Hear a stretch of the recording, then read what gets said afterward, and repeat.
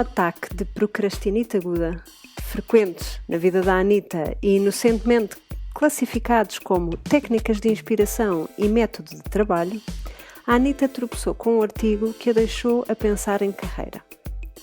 Problemática muito debatida na vida corporativa, a verdade é que não marca presença assídua ou evidente quando aspiramos à vida como empreendedoras.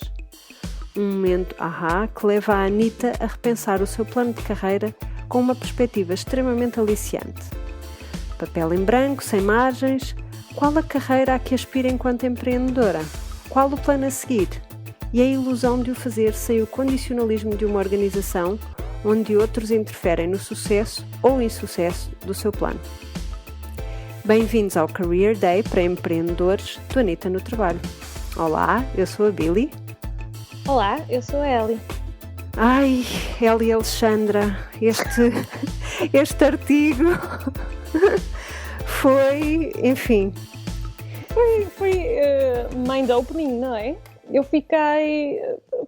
ter uma carreira não é nada novo para mim, não é? Não é... Quer dizer, na minha vida corporativa havia um caminho, não é? E havia mais ou menos passos e prazos e expectativas do que é que viria a seguir, ou pelo menos quais seriam as possibilidades a seguir. E a verdade é que o artigo fez-me pensar na questão carreira enquanto empreendedora, que era uma questão que eu ainda não tinha voltado a equacionar. Sim, para mim o artigo, em primeiro lugar, vamos já dizer, pusemos o link no post no nosso site, portanto vão a anitanotrabalho.com, no último episódio vão lá ter o link para o artigo. Para mim o artigo fez-me pensar muito, porque a verdade é que eu já sou empreendedora há tanto tempo que a questão da carreira, como aquele percurso ascendente, em que depois de uma posição com uma responsabilidade e outra com uma responsabilidade superior e outra com mais pessoas a trabalhar para ti com uma responsabilidade superior, não é a minha imagem do meu percurso. E então sempre, de alguma forma, sempre pensei que não, isto não é uma coisa para mim, não é uma coisa sequer para eu me preocupar. Portanto, foi um tema e um artigo que me fez pensar muito e questionar essa ideia, se calhar um pouco comodista, de não ter que me preocupar com carreira, porque isso não existe para quem trabalha por conta própria. Eu acho que esse é um ponto muito, muito interessante. A questão do artigo começar por expor uma realidade. A nossa carreira, a nossa vida profissional dura cerca de 45 anos. Aí tu pensas, falta-me ainda um bocadinho para chegar a esses 45, coisa pouca. Mas faz-te pensar, logo na primeira frase, faz-te pensar, isto é uma maratona. E depois o artigo divide a carreira, isto é um artigo do Harvard Business Review, tem um componente de ensino e de formação e de dicas muito interessante. Divide a carreira em 3 fases, e a primeira fase vai desde o início do trabalho, desde o início de percurso profissional até aos anos, quase a chegarmos aos 40 anos de idade. E eu, a partir do momento em que cheguei aí, disse, esta é a fase 1. Eu parece-me que já fiz uma carreira tremenda, que já vou no fim, e ainda vou no fim da primeira fase. Portanto, fez-me pensar isso, sabes? De realmente, se eu pensar na minha vida profissional como 45 anos, se calhar eu devia pensar isto de uma forma diferente e ter um plano mais objetivo, ou pelo menos preparar-me para assegurar que chego ao final da maratona viva. Eu ouço-te falar em plano objetivo e penso, lembro-me do nosso episódio de Ano Novo. Plano, então se eu não planeio o ano, como é que eu vou planear uma carreira? Se eu não planeio um ano, como é que eu vou planear 45 anos de carreira? Bom, eu fiz as contas e, enfim, 45 já não digo. Eu acho que 45 é capaz de ser exagero porque, bom, eu também não comecei a trabalhar aos 25, mas eu calculei trabalhar pelo menos até aos 65 anos. Dado que tenho 39, tenho 26 anos de trabalho pela frente. E aqui faço uma pausa e penso, como é que eu me vou ocupar nos próximos 25 anos? Exato, plano. Mas olha que depois há uma parte que te põe em perspectiva, que põe tudo em perspectiva e relativiza, e a mim deixou-me também mais descansada, ou seja, menos ansiosa com esta perspectiva de ter a minha carreira pensada nesses termos. E que é esta primeira fase, até chegarmos aos 30 e muitos, 40, é uma fase de ganhar experiência, de aprendizagem, muita aprendizagem, de experimentar caminhos diferentes, não é? De ver indústrias diferentes, trabalhos diferentes, áreas diferentes, interesses diferentes. E, portanto, fez-me sentir muito melhor porque já não encaro as coisas como tão definitivas. Não tenho de encarar as coisas como tão definitivas e posso chegar aos 40, e ainda me falta um bocadinho. Posso chegar aos 40 e dizer, pronto, olha, boa, tentei a vida corporativa, tentei a vida empreendedora, tentei a vida de dondoca, pá, e... A que gostei mais foi? A que gostei mais foi... Entramos na segunda fase, não é? A partir dos 40 até aos 50 é 50 ou 55, já não me lembro. Eles dizem late 30s to early 50s. Pronto. Então, nessa altura é o que eles nos dizem de encontrar o nosso sweet spot, que é encontrar o ponto ideal entre aquilo que nós gostamos de fazer, aquilo que nós somos bons a fazer e aquilo que o mundo à nossa volta valoriza também, não é? E paga por. Convém. Esse detalhe. Não encontrei vida de dondoca a ser paga, portanto não dá para ser o meu sweet spot. Está mal, porque está mal. Está mal. Que é um sacrifício, eu ainda acho que devia ser remunerado. Portanto, para já, das 3 componentes, eu acho que a vida de dondoca é aquela que é menos promissora. Sabes que estavas a falar da questão das etapas na carreira e eu também estive a pensar e sim, acho que a minha carreira, ainda estou na primeira etapa, na de experimentar, na de procurar coisas, sobretudo estes últimos anos, acho que dizer último é redutor, estes últimos anos têm sido muito de procurar. Eu acabo sempre por manter a minha formação inicial em design muito presente, quer de uma forma direta com trabalho de agência, quer de forma indireta, porque o pensamento estratégico do design está presente em tudo. Mas agora o que me estava a deixar mais feliz por ainda estar na primeira etapa da carreira, se bem que eu noto que estou a chegar ao final dessa primeira etapa, não só pela idade como se calhar pelo percurso. O que me deixa mais feliz é pensar que experimentar, mudar, saltitar, fazer coisas diferentes, já não é visto como, ou não é percepcionado como sendo esta pessoa não sabe o que é fazer. É percepcionado como se calhar uma mais-valia.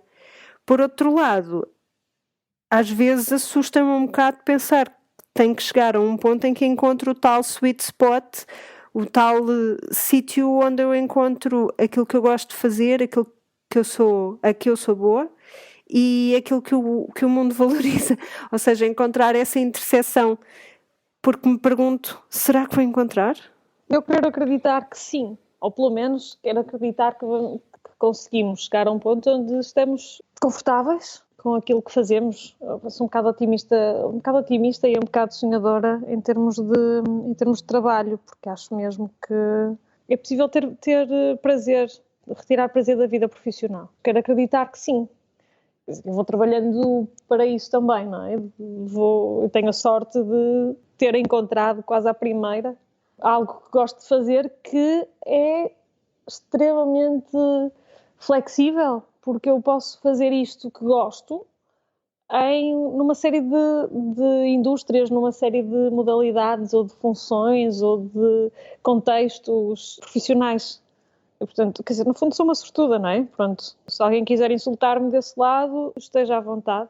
Mas acredito que em maior ou menor grau é possível encontrar satisfação e encontrar algo em que somos bons ou que nos tornamos bons, porque também não nascemos bons, em que nos tornamos bons, e portanto temos aqui esta primeira fase para desenvolver tudo isso, e depois para explorar, e para depois, quando chegar a segunda fase da nossa vida profissional, tentar ou encontrar uma forma de nos diferenciarmos e de nos tornarmos relevantes versus a nossa concorrência. Para mim este também é um ponto importante, que é como é que nos mantemos relevantes e asseguramos que somos competitivos. Não estou a falar da questão preço, mas estou a falar da questão de termos valor acrescentado versus a nossa concorrência. Isso que estás a dizer faz-me pensar já na fase seguinte do artigo, em que se fala do career fuel que temos, o combustível de carreira, digamos, que temos. Soa sempre tão melhor em português. Como o autor descreve, o career fuel é competências transportáveis, transportable skills. Fala também de meaningful experiences, ou seja, experiências importantes. E fala das relações e ligações com colegas, com mentores, com pessoas que sejam líder dentro dos respectivos âmbitos. E isto fez-me pensar imenso e relacionar muito com a questão da maternidade, porque me fez pensar muito em várias pessoas, na verdade, que estiveram fora do mundo laboral convencional para cuidar das crianças e que depois têm alguma dificuldade em voltar a entrar no mercado de trabalho. E é engraçado, porque se há coisa que uma pessoa pratica e muito enquanto está a tomar conta de crianças, são os transportable skills todos que ele enuncia aqui. Por exemplo, problem solving, being adept at persuading others, porque esta para mim é tipo persuasão, capacidade de persuasão, a sério. Negotiation skills. Getting things done. Portanto, este tipo de competências, eu diria que não há trabalho nenhum que as faça praticar, que nos faça praticar estas competências como a maternidade, e depois é tão difícil voltar entrar no mercado de trabalho. Para não estar a falar em nenhum caso em particular, mas são várias as pessoas que eu conheço que estão a passar por isso, fala aqui na série, na Good Wife, eu não sei se tu seguias. Sim, religiosamente, e agora temos o spin-off com... The Good Fight. Exatamente. Mas na Good Wife, eu lembro-me de ver várias vezes aquele que era o chefe dela, o Will, a dizer-lhe N vezes, quando estava zangado com ela ou assim, dizia-lhe: pois, mas eu dei-te emprego quando mais ninguém te quis dar emprego. Ou seja, quando ela esteve, acho que 13 ou 15 anos fora do mercado de trabalho, e quando decidiu voltar a trabalhar, depois não conseguia voltar a trabalhar. E o Will lá confiou nela e a contratou, mas depois cobrou-lhe isto N vezes. Ora bem, e eu estou a falar de personagens de ficção, mas que, enfim, é uma realidade. E parece-me quase irónico, sabes? Porque estava a ler isto e a fazer o exercício, e sobretudo nesta história das competências transportáveis e das meaningful experiences e das enduring relationships, e só pensava... O autor, eu acho que ele descreve aqui muito bem. É homem, exato. O autor é homem e esquece de que tudo isto que está aqui a escrever podes ter imenso career fuel e simplesmente não conseguir entrar ou voltar a uma carreira. O que eu acho que é importante, o que o autor refere, eu acho que é importante, um dos pontos importantes é o facto de tu, todos os anos, teres em atenção como é que estão os teus níveis de combustível. Em que estado é que estão? Estão a crescer? Estão a estagnar? Estão a diminuir? E eu acho que isto é um ponto importante, porque a verdade é que longe da vista, longe do coração. E se estamos muito tempo afastados, as pessoas deixam de nos ter no radar, e muitas das oportunidades que nos vão surgindo é porque nós estamos no radar de alguém, ou estamos no radar de quem tem poder sobre essas oportunidades. E eu acho que não se deve negligenciar, porque apesar de continuarmos a desenvolver através dos nossos skills de mãe, se não dermos visibilidade, se não alimentarmos estas relações e as mantivermos muito top of mind, bate-me, a próxima vez que eu usar termos em inglês, se não as mantivermos top of mind, é como se elas não existissem, infelizmente. E, portanto, eu acho que é reposicionar. Eu lembro de um artigo que surgiu, andava a circular nas redes sociais, alguém de um tipo que tinha colocado no seu perfil de LinkedIn tudo o que faz enquanto pai e a ajudar em casa. For God's sake, não é? Tipo, tinha tido uma repercussão tremenda, imenso feedback positivo de são skills importantíssimos e sim, e só era valorizado porque era um tipo a colocar isso, enquanto que 99,9% das mães já envolvem uma série de capacidades e de competências que, se puseres no currículo, toda a gente vai dizer uma coisa ridícula. Tal qual. Estavas a falar da questão das relações e da visibilidade e essa é exatamente a minha experiência, porque depois de viver 6 anos fora de Portugal, foi difícil voltar a estabelecer a minha rede de contactos cá. E as coisas demoraram muito tempo a acontecer, mas eu acho que só aconteceram realmente quando eu comecei, em todas as festas e convívios e tudo com amigos, a dizer a toda a gente e a torto e a direito que estava à procura de mais trabalho e de mais clientes. O que às vezes é difícil, porque... Parece que estás a mendigar. Exato. E também é um exercício de humildade grande, porque de alguma forma tu queres, não é queres ser mais forte ou ter uma carreira mais forte que os teus amigos, não é propriamente uma competição, não é essa a questão, mas tens que pedir ajuda às pessoas. Se tiverem algum trabalho, pensem em mim, lembrem-se de mim, e isso coloca-te numa posição de alguma exposição e vulnerabilidade. Sim, e tu pensas também que estás a colocar também as outras pessoas numa posição desconfortável. Sim, mas eu entendo perfeitamente. Eu até regressar a Portugal, eu não existia do ponto de vista de mercado de trabalho cá. Eu não existia, nunca trabalhei em Portugal antes e, portanto, cheguei e nunca ninguém tinha ouvido falar de mim, não é? Pois, obviamente, que tinha um cartão de visita muito apetecível, não é? Porque, apesar de tudo, a Procter é um cartão de visita. Mas a verdade é que foi construir de raiz todas as relações profissionais e conseguir alguma visibilidade para as minhas competências. Faz com que estejas numa situação vulnerável, mais frágil, em que tens de provar. Mas eu acho que depois também passamos todos por isso em maior ou menor grau.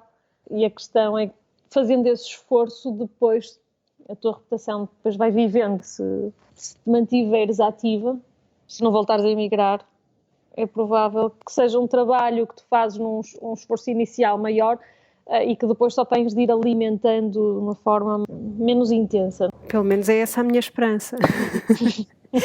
Não, eu acho que é isso que tu estás a dizer, ou seja, o que é difícil é haver aquele momento em que se dá o clique e tu voltas a entrar naquela roda que está sempre a mexer, como se fosse um carrossel. Uhum. E a partir do momento em que tu entras outra vez nesse carrossel, vai-se... Agora tive uma imagem muito gráfica, que tropecei enquanto estava a tentar entrar.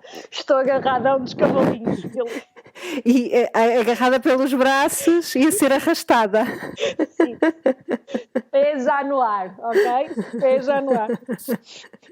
Tipo bandeira. Vai muito rápido o cavalinho. Mas eu acho que sim, uma vez que tu te consegues, enfim, equilibrar, que é o passo seguinte, dá impulso. É mais fácil e a coisa vai-se alimentando pelas relações que tu vais criando no trabalho e através do trabalho com outras pessoas, com mais clientes e mais pessoas a ouvir falar de ti e a teres mais exposição do teu trabalho. Portanto, depois a partir daí é mais fácil, mas eu acho que o início, o voltar a entrar no carrossel é difícil. Aliás, tal como a tua imagem, tu agarradinha lá ao cavalinho e, e os pés no ar. Sabes que houve outra coisa que me fez tremer para aí, ter calafrios, suores frios, pesadelos, terrores noturnos. Momento dramático. Momento dramático. É um spoiler da vida da Billy, ok? E agora a música é tum, tum, tum. Foi a parte em que ele recomenda que classifiquemos a nossa situação laboral atual. Tum, tum, tum. Exato. Mirror, mirror. Esperem aí. Mirror, mirror on the wall. Eu acho difícil esse momento, é? É difícil porque te faz questionar muitas coisas. As perguntas que ele coloca diretamente são: estás a aprender? Estás a ter impacto? Estás a divertir-te? E estás a ser compensado de forma justa? E na compensação justa ele inclui não só o salário, como benefits, flexibilidade, portanto todas aquelas coisas que não são necessariamente financeiras. E é engraçado porque estas 4 perguntas fizeram-me, obviamente, refletir sobre esta mudança que tem acontecido no último ano na minha carreira, no meu trabalho. Por um lado, o início da Anitta. Depois, os workshops e eu dar as sessões de tricô na Companhia das Agulhas. E depois também estar a trabalhar na empresa de software. E, portanto, are you learning? Que sim, completamente. A aprender on the job ali a fazer enquanto aprendo e a aprender com o que faço e a fazer mal à primeira vez. Raramente. Não, praticamente nunca, só, enfim, de vez em quando, mas eu achei melhor mencionar. Era só para os outros não se sentirem tão mal. Exato. É isso, Eliana, exatamente. Tenho estado a trabalhar este discurso mais capacitante. Capacitante? Sim, eu acho que sim. É encorajador, não é? Encorajador, exatamente. Tu consegues. Exato. Quando cheguei, não sei muito bem, sei de continuar a falar disto. Continua, porque estávamos a parte de aprendizagem. Estás a aprender? Sim. Estás a ter impacto? É difícil, eu espero que sim. Tens tido bom feedback dos colegas na empresa de software, na Companhia das Agulhas, estão bem, estás a ter impacto nas coisas à tua volta? Sabes que na questão do software, na empresa de software, é um pouco difícil, porque a metodologia com que trabalham é Agile. E a metodologia Agile acha que a documentação é uma coisa secundária, se não mesmo terciária, se não mesmo lá no fundo da lista de prioridades. E o que eu estou a fazer é precisamente documentação. Portanto, ando sempre... Estás a tornar-te crítica para a empresa, não é? Porque para o futuro da empresa, sobrevivência. Sim, mas como a metodologia Agile vê a documentação como sendo uma coisa absolutamente terciária e dispensável...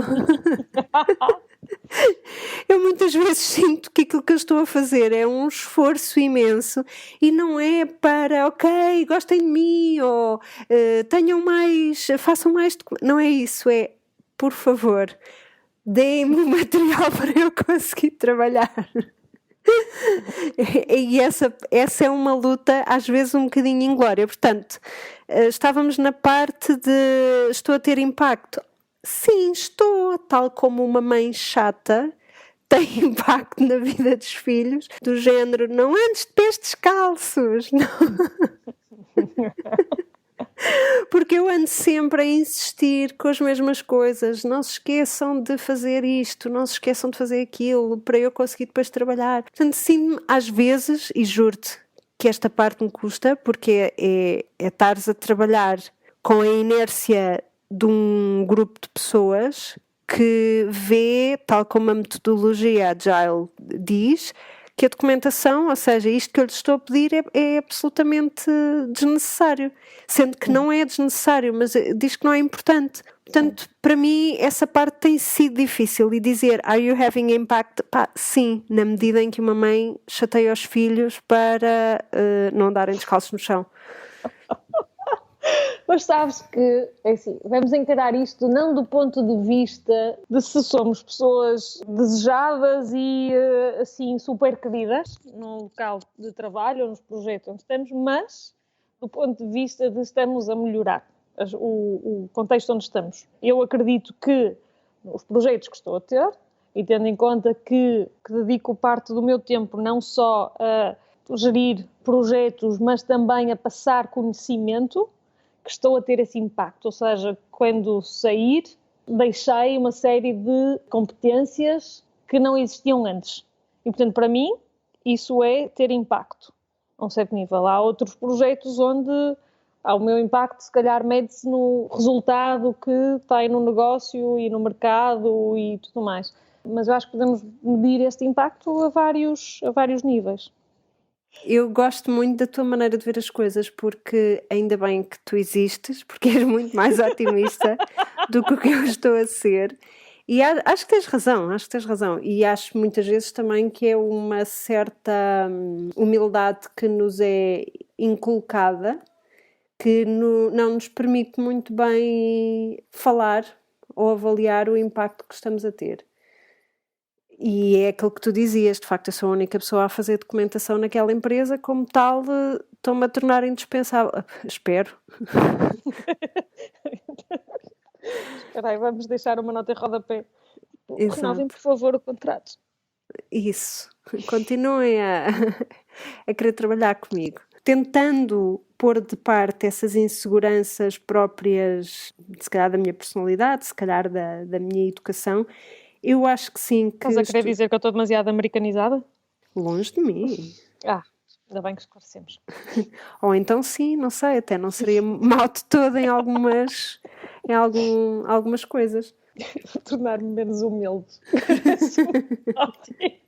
Sabes que para mim houve um momento mesmo que foi quase pivotante, que foi a pergunta do Are you having fun? Are you having fun? Tem dias. E tu? Are you having fun? I am having fun. Eu devo confessar que profissionalmente houve poucos momentos em que eu não me diverti. Quando não me diverti foi mesmo muito grave, porque eu sou normalmente muito divertida, muito bem disposta.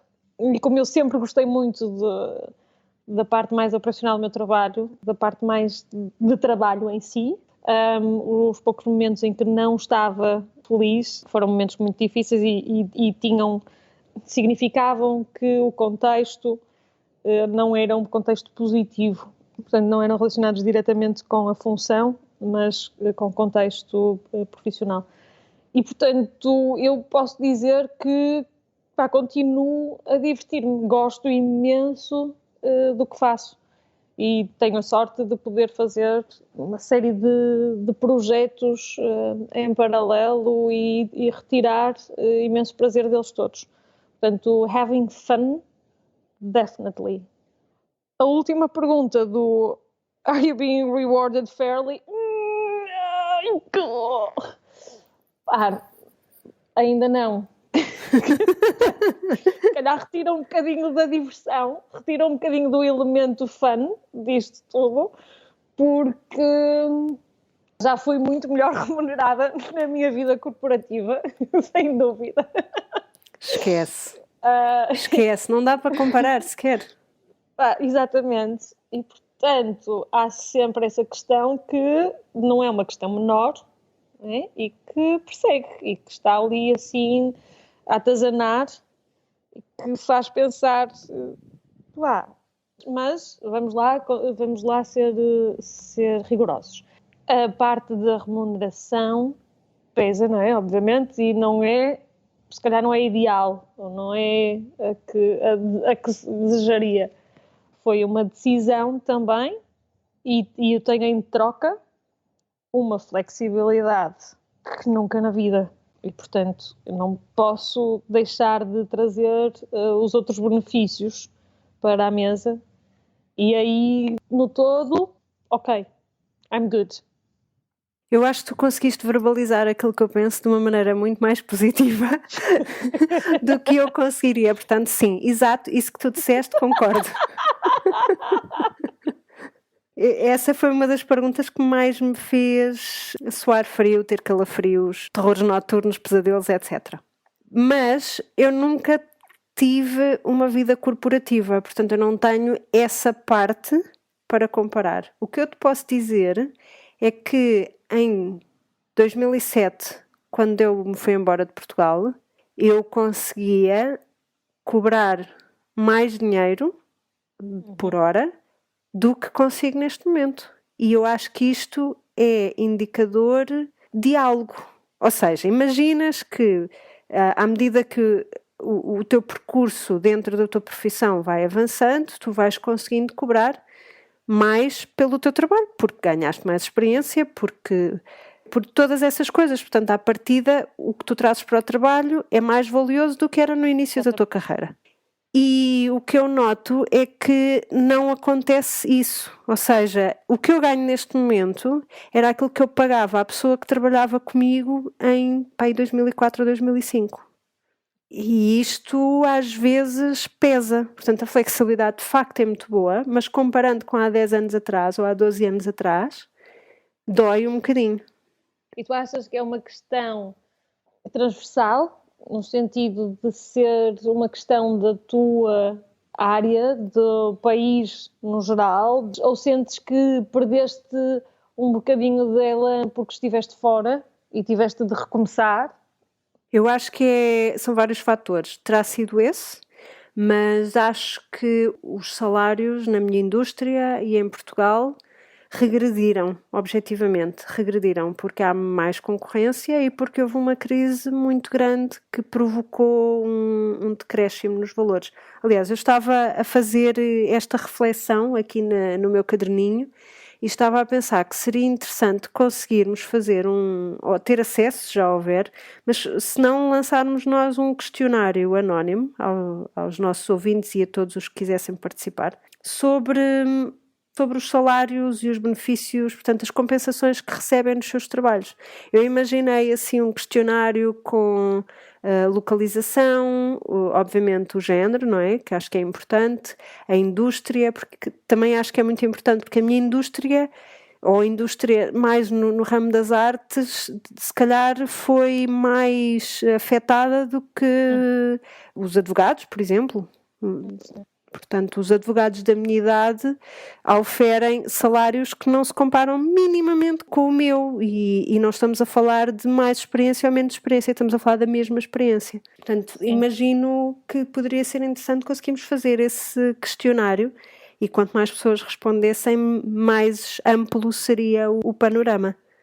Sim, para percebermos um bocadinho da realidade e as dificuldades e os contextos onde nos mexemos também. Sim, é uma comparação também difícil, não é? Porque nós temos a nossa percepção do que é que nós consideramos justo, mas não quer necessariamente dizer que seja justiça ou não. Tem a ver com, pode ser uma questão de o mercado onde estamos. E isso pode levar a questionar, enveredar por uma ou duas carreiras em áreas diferentes e diversificar e tentar diferenciar, ou tentar jogar na questão da diferenciação, que era um dos fatores, era um dos elementos fundamentais da fase 2 do nosso percurso profissional.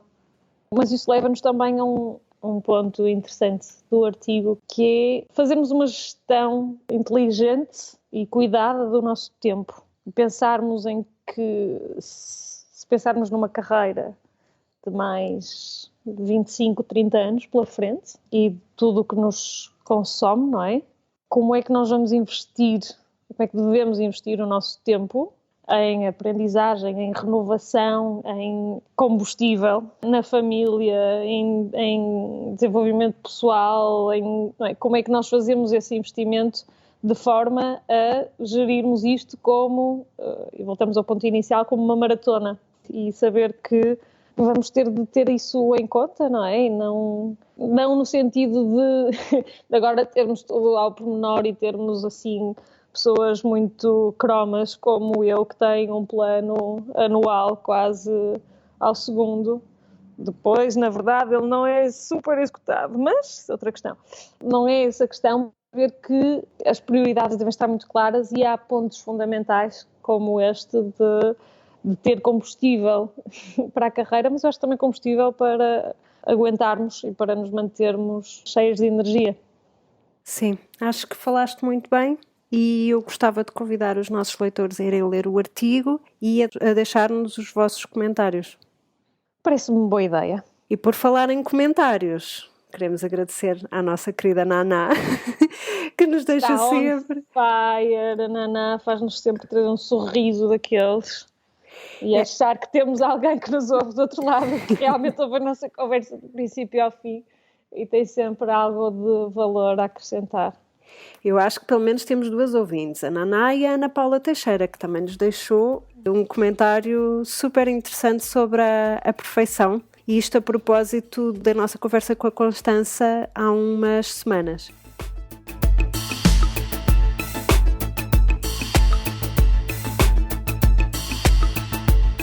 A Anitta regressa ao trabalho a cada 2 semanas com um ponto de situação nos seus projetos. No entanto, com boas aspirantes à omnipresença, continuamos ligadas no anitanotrabalho.com, onde poderão conversar connosco através da secção Querida Anitta ou no facebook.com/Anitanotrabalho. Até daqui a mais ou menos 2 semanas. Adeus, até à próxima! Adeus, até à próxima!